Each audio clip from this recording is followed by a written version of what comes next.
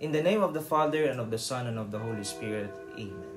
Good day, my dear brothers and sisters in Christ, and welcome to our daily dose of inspiration from the Word of God. Wiki! Today is a grateful Saturday. And our Gospel for today is taken from the Gospel of Mark, chapter 8, verses 1 to 10, where we heard about Jesus feeding thousands of people with only a few loaves of bread. It is a miraculous moment. But what really stood out to me this time was when Jesus took the bread, gave thanks, and broke it. It made me recall of the words of Saint Teresa of Lisieux, who said, "Everything is grace."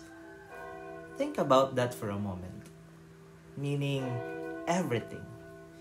The good, the bad, the ordinary is a gift from God. And when we truly realize that, we can't help but be thankful. Being thankful is a powerful thing. It can change our perspective and bring joy into even the darkest of situations. In fact, only a dead person cannot thank God. And let's not be like dead people. Let's be alive and grateful for all that God has given to us.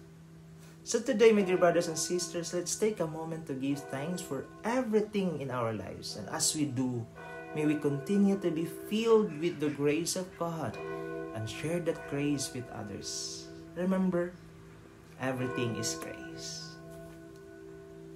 Unsa ka importante nga kita mahimong mapasalamaton, bisan sa mga gagmay o mga ordinaryong butang sa atong kinabuhi, mga igsuon. Ang tubag atong nadungog diha sa Ebanghelyo karon, diin gihimo ni Jesus ang iyang pagpakaon sa linibong mga tao, gikan lamang sa 5 ka pan ug pipila ka isda. Gratitude can create miracles.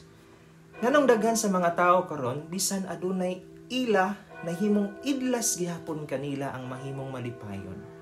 O gani ang uban, unfortunately, chose to end their life because for them, life is leading them to nowhere. Ang usa sa pinakabug-at nga rason, tungod kay sagad nato, dili mapasalamaton. Para kanato, mahimo lamang kitang mapasalamat sa mga dagkong mga butang sa tong kinabuhi, og nalimot kita nga ang mga dagkong butang nagikan sa mga gagmayng kadaugan. Ang Ginoo wala nang ginahanglan sa tong pagpasalamat kung mamalandong ta pag-ayo. Kay siya magpabilin nga Ginoo bisan ang tao kanunay ingrato. Pero dili mahimo sa tao nga dili magpasalamat tungod kay ang tanan iya man sa Ginoo. Meaning, we are nothing without God. Hinaot mga igsuon nga atong makita o mabati ang lihok sa Ginoo sa tong kinabuhi. Bisan sa mga simple o gagmayng mga butang sa tong kinabuhi. Bisan gani taliwala sa mga pagsulay o krus nga tong gipas-an, kay ang Ginoo nga nahigugma kanato sa walay kondisyon atong hisayran, dili ta niya pasagdan. Ikaw karon igsuon, nakahimo ka na ba sa pagpasalamat sa Ginoo karon? Kung wala, simba og halad pod pag may time. Ayaw sige kumkum, basin unya ikaw mahimong buksidor. Hinunua mahimong karatista, aron ang imong palad mahimong bukas sa unsay anaa. Usa sa sekreto sa kinabuhi nga malipayon, mao ang pagkamapasalamaton. Be thankful. Don't compare your blessings to others, kay mahimo nang babag sa imong kalipay. As we all know, comparison is the death of joy. Hunong na sa pagpangdaot sa uban, o ikalipay ang kadaugan sa uban, aron ikaw makaangkon sa grasya sa pagkabalaan. Remember, be thankful. Hinaot pa unta. Let me pray for you and receive God's blessings.